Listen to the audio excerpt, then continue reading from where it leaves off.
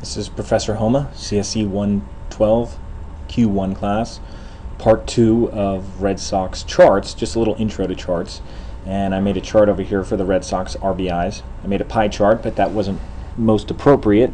The column chart seems to work better because it shows the real easy. It shows the higher numbers of RBIs, and it's right next to the name, so it's easier to follow than the pie chart. So the column chart works nice. One thing we might want to do with this, and also the last thing we did is we put axis titles on. These are the axis titles. This is the chart title up top. And if you hold your mouse over there, it shows exactly how it is. This is vertical axis title.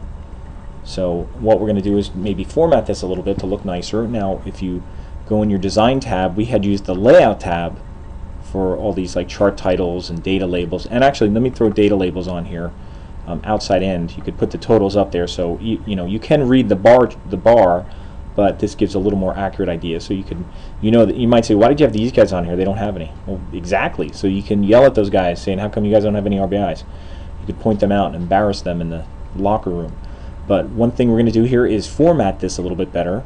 So I'm going to use the design, and I have all these colors to work with. There's all these styles. I usually don't encourage you to use these. I usually force you to do it manually, but you could go there and try one of these out. This black one's kind of cool. Gives a nice black background with white type.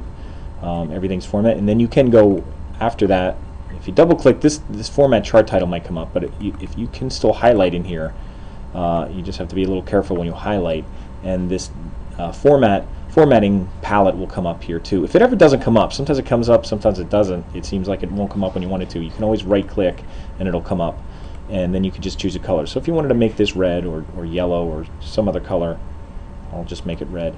You can do that. Now this chart now is flexible. You can grab it when you have the 4-arrow cursor.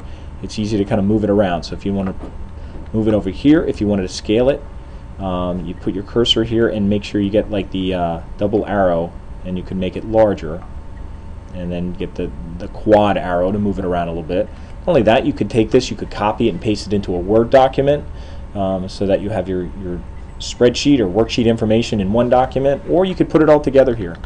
You could take all this information and put it somewhere. So now we have the numbers that we crunched, and now we have the data. So we could then make charts for anything. We can make charts for home runs, for batting average, any of that stuff we can now make charts from. So I like to use this as an example just to kind of start. So there's our chart, very easy to do.